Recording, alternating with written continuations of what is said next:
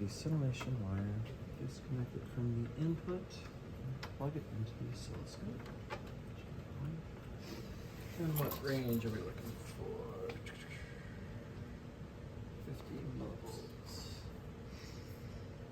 First, if I want to go to channel 1, I want to Q2.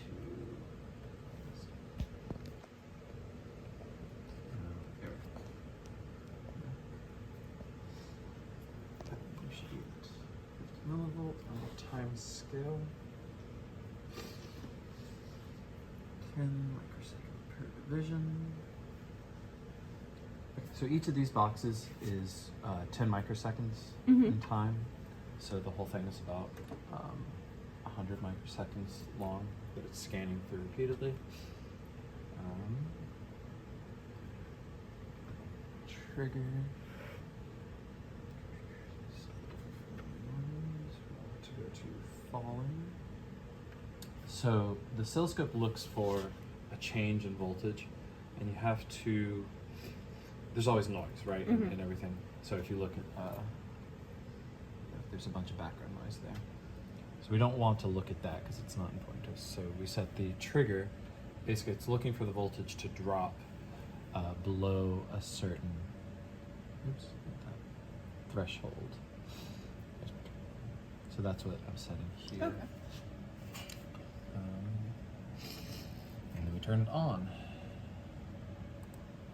We should start to, there we are. I'm going to move it up here.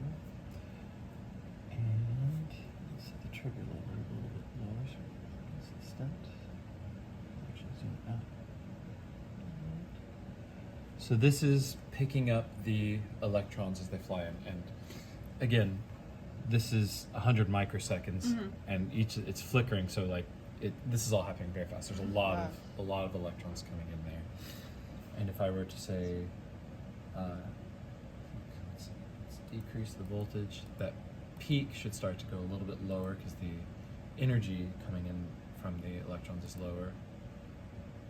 If I raise it up, we're accelerating those electrons to higher and higher energies. And that's really why you have to calibrate, right? If you're applying a voltage to it, you're changing the energy of the electrons, so you need to know what you're doing to the electrons and what energy they're coming through with that kind of removed. And what is it they measure in here?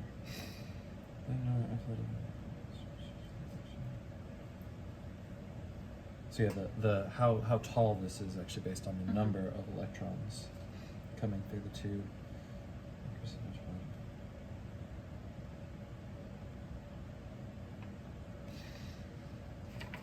And this should be the 600 or 0.662 mega electron volt peak from cesium.